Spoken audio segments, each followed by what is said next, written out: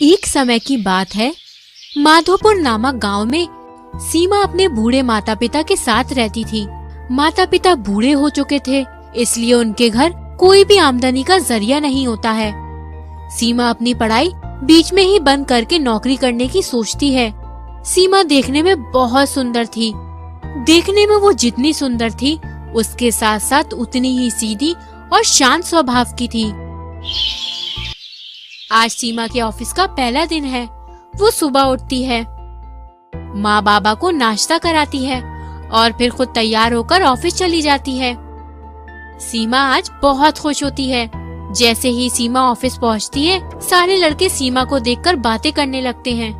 अरे यार, देखो तो कितनी सुंदर लड़की है। हाँ भाई, इससे तो नजर ही नहीं हटती।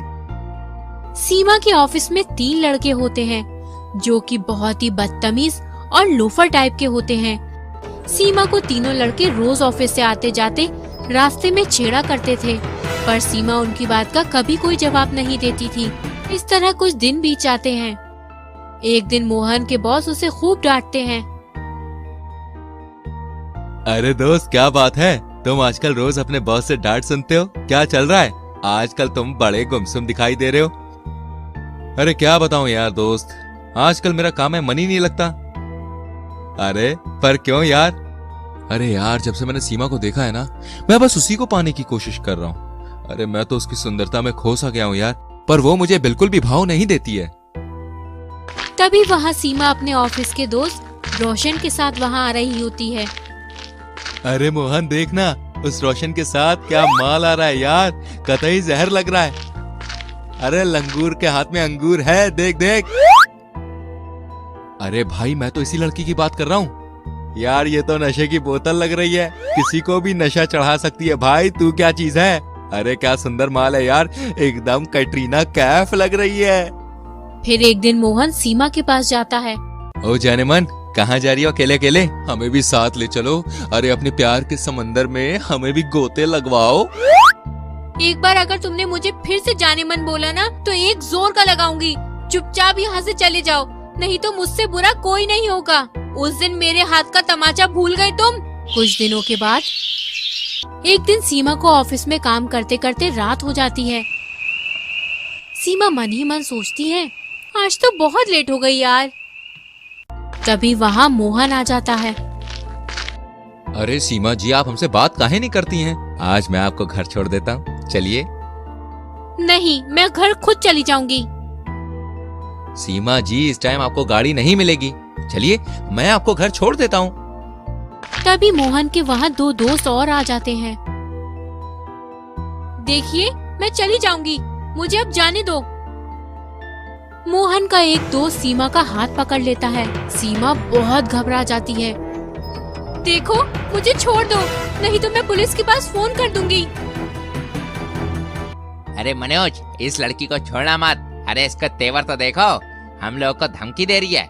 ऐसा करो, इस लड़की को यहीं इसी रूम में बंद करके सड़ने देते हैं। वैसे भी नवरात्रि के 2 दिन ऑफिस बंद ही रहेगा। तीनों सीमा को एक रूम में बंद कर देते हैं। सीमा बहुत रोती है।